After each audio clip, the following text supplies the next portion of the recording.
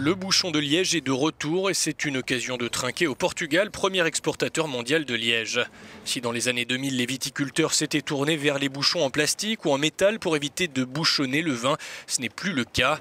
Les actions d'Amorim, leader mondial du liège, ont gagné 30% ces derniers mois. Si vous regardez 12, 14, 15 ans en arrière, les perspectives dans le liège étaient tout sauf optimistes, dit le directeur marketing d'Amorim.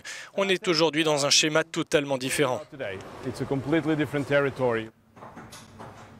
L'industrie portugaise du liège a massivement investi ces derniers mois dans de nouvelles technologies afin de lutter contre les champignons qui s'installent sur le liège et affectent le vin et lancer de nouveaux bouchons moins chers en liège déchiqueté.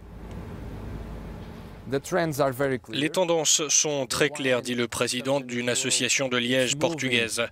La consommation du vin glisse du volume vers la valeur. On a moins de consommation, mais une consommation de meilleure qualité. Les acheteurs du monde entier ont une préférence pour les bouchons en liège comparés aux autres types de bouchons. Si certains marchés, notamment dans l'hémisphère sud, restent fidèles aux bouchons à visser, le Portugal cible d'autres régions.